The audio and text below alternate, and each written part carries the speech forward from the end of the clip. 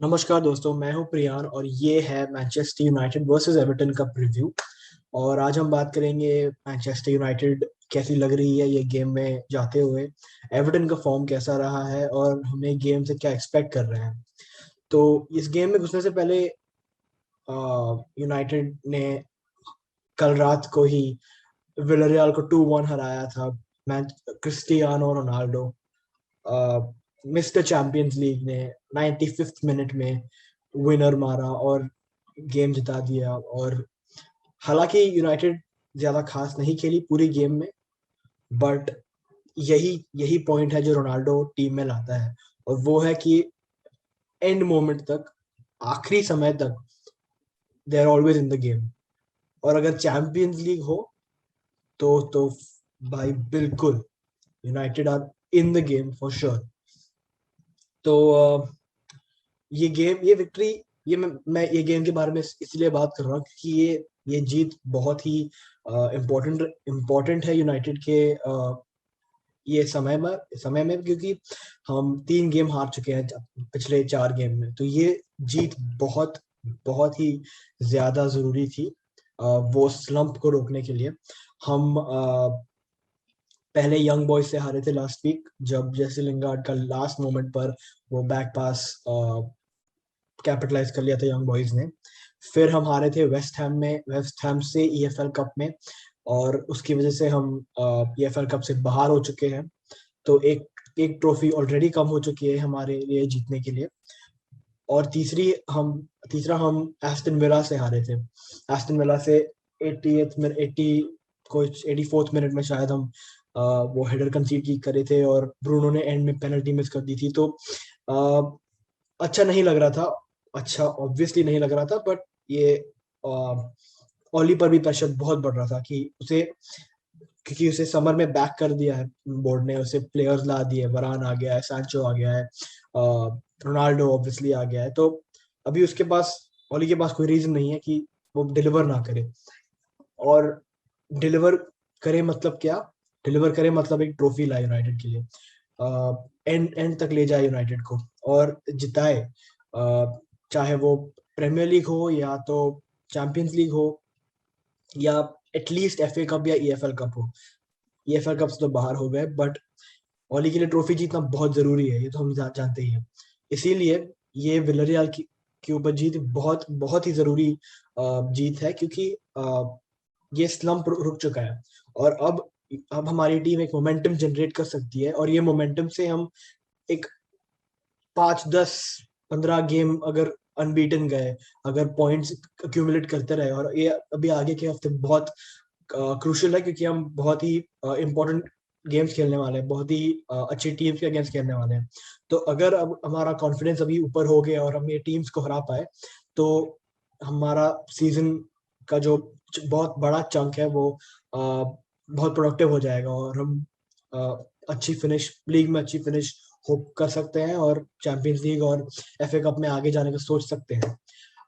आते हैं एवर्टन पर। एवर्टन काफी अच्छी टीम रही है, ये भूलिए मत। ये लीग में अब तक सिर्फ एक गेम हारी है एवर्टन एस्टन विला से, सेकंड गेम वीक में, जो 3-0 हारी थी, बट उसके बाद सिर्फ एक ड्रॉ रहा है उनका।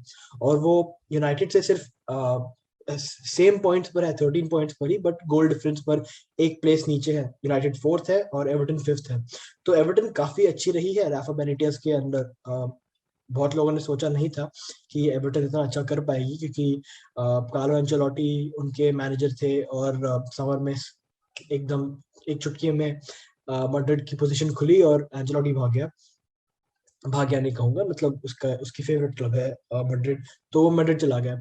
और बेनिटेस को फैंस तो कभी सपोर्ट कर नहीं रहे थे, बिकॉज वो लिवरपूल का मैनेजर रह चुका है बेनिटेस। और जो मर्सीसाइड डर्बी है, one of the biggest rivalries है इंग्लिश फुटबॉल में। तो ये एक्चुअली बेनिटेस ने काफी अच्छा काम किया है एवर्टन में।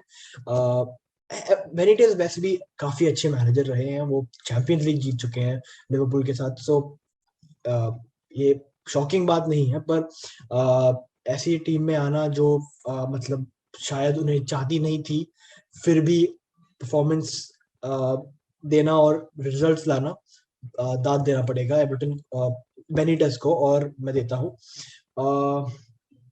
एवर्टन काफी मैं कहूँगा अडेप्टेबल टीम हुई रह चुकी है ये सीजन एटलीस्ट, क्योंकि एवर्टन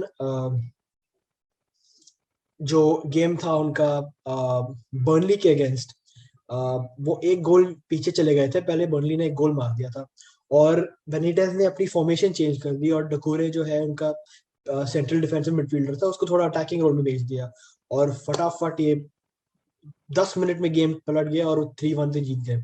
तो बेनिटेज ऑब्वियसली बहुत सीनियर मैनेजर है और उसे उन्हें बहुत नॉलेज है इस बारे में। तो ये गेम इजी नहीं होगा, ये ओली को अच्छे से सोचना पड़ेगा कि यूनाइटेड कैसे अटैक करेगी और कैसे गोल मारेगी और डिफेंड करेगी।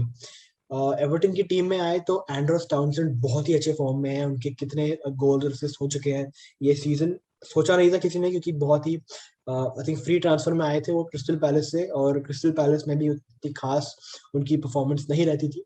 तो बहुत ही अच्छी परफॉर्मेंस रही है अब तक की एवर्टन के अपने करियर में उनकी। जो दूसरा एक प्लेयर है मैं बात करना चाहूंगा, डेमाराई ग्रे, जो पहले बहुत ही पहले आई थिंक 4-5 साल पहले लेस्टर में खेलते थे और अब फिर बायर लेवरकुसेन में शायद जाकर फिर 4 मिलियन का मूव सिक्योर कर कर एवर्टन में आए हैं ये साल। मैं तो कहूंगा कि ये बहुत ही अच्छा ट्रांसफर रहा है एवर्टन के लिए, क्योंकि डेमाराई ग्रे बहुत ही फास्ट और बहुत ही क्लिनिकल प्लेयर है।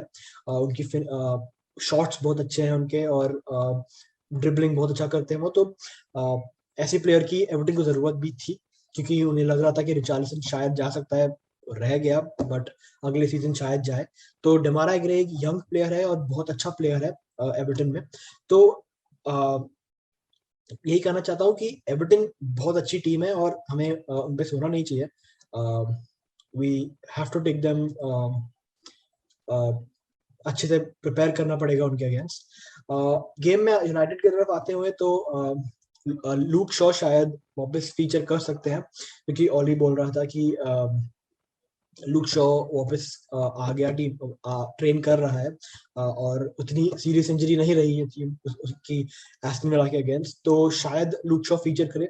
बट अगर लूक शॉ नहीं हो तो एलेक्स टेलेस को ही खेलना पड़ेगा और कोई बैकअप है नहीं। Centre backs I think Harry Maguire हमारे कैप्टन फिर से आउट रहेंगे, क्योंकि उनकी काफी सीरियस इंजरी हुई है और वो काफी हफ्तों तक नहीं खेल पाएंगे। तो आई थिंक लिंडलॉफ और वरान कंटिन्यू करेंगे हमारे डिफेंस में और राइट बैक एरन वैन बिसाका वापस आ जाएंगे। और ये बहुत इंपॉर्टेंट है, क्योंकि डियोगो डालो की परफॉर्मेंस बहुत ही खराब थी विलारियल के अगेंस्ट। वो बहुत ही आसानी से बीट हो रहे थे और डिफेंसिवली उतने स्ट्रॉन्ग नहीं थे। एरन वैन बिसाका आगे जाते में अटैकिंग में उतने स्ट्रॉन्ग नहीं है, बट डिफेंसिवली तो बहुत सॉलिड है और उनकी डिफेंस काम में आएगी ऑब्वियसली। आगे बढ़ते हुए आई थिंक अब क्योंकि प्रीमियर लीग है, इंपॉर्टेंट गेम है, और ये अपनी चाहता मैकफ्रेड जो हम कहते हैं, मैकटोमिनी और फ्रेड की डबल पिवट पर वापस आ जाएगा और उन दोनों को खिलाएगा। आगे ब्रूनो रहेगा मेरे हिसाब से, लेफ्ट पर पॉगबा रहेगा, राइट पर ग्रीनवुड और स्ट्राइकर रोनाल्डो रहेगा। काफी सिमिलर टीम है वैसे, बस जेडन सैंचो नहीं है। और ये यूरोपा लीग कह दिया, यूरोपा लीग, भगवान यूरोपा लीग में मत खिलाना प्लीज, कुछ भी करा देना, यूरोपा लीग में मत खिलाना, मेरी आंखें रोनाल्डो को यूरोपा लीग में नहीं देख पाएगी प्लीज भगवान। तो आते हुए हाँ, तो हमारे जो चैंपियंस लीग गेम था विलारियल के अगेंस्ट, काफी सिमिलर सॉर्ट ऑफ टीम है उनके अगेंस्ट, बट ये ही है ऑप्शन, क्योंकि हमारे पास इंजरी काफी हो गई है डिफेंस में। स्कोर लाइन का सोचते हुए तो मुझे लगता है कि हम थोड़े गोल शायद मार पाए, उतने भी नहीं, आई थिंक 2 गोल 2-0 तक हो सकता है। मुझे नहीं लगता ये बहुत ही ज्यादा केजी अफेयर होगा, बहुत ही क्लोज गेम होगा, क्योंकि मुझे लगता है कि हम एवर्टन उतनी ज्यादा डिफेंसिवली सॉर्ट ऑफ सॉलिड नहीं हुई है अब तक। हालांकि बेनिटेस की टीम्स डिफेंसिवली बहुत सॉलिड होती है, एवर्टन अब तक उतनी हुई नहीं है। उनके डिफेंडर्स अच्छे हैं, उनके डिफेंडर्स काफी अच्छे हैं, जो बेन गॉडफ्री है, लूका डीन है, और येरी मीना और माइकल कीन जो उनके बैक फोर है, वो काफी टैलेंटेड और अच्छे प्लेयर्स है। बट आई थिंक हम 2-0 से जीत सकते हैं। हमें लूका डीन का थोड़ा ध्यान में रखना होगा, जो वो आई थिंक राइट में खेलता है, तो एलन वैन बिसाका को अटेंटिव रहना पड़ेगा, क्योंकि लूका डीन के क्रॉसेस बहुत ही अच्छे हैं और वो बहुत असिस्ट जनरेट करते हैं। तो हमें मेक श्योर करना होगा कि उनके क्रॉसेस या तो आने से पहले ही ब्लॉक कर दिया जाए या तो क्लियर कर दिया जाए। बस अदरवाइज आई थिंक यूनाइटेड को जीतना चाहिए, और ये आखिरी गेम विलेरियल के गेम से कॉन्फिडेंस लेकर ये गेम पर फोकस करके जीतना चाहिए और एक मोमेंटम जनरेट करना चाहिए, जैसा मैं कह रहा था पहले। बाकी होप करेंगे कि आपको वीडियो अच्छा लगा, और अगले वीडियो में मिलेंगे।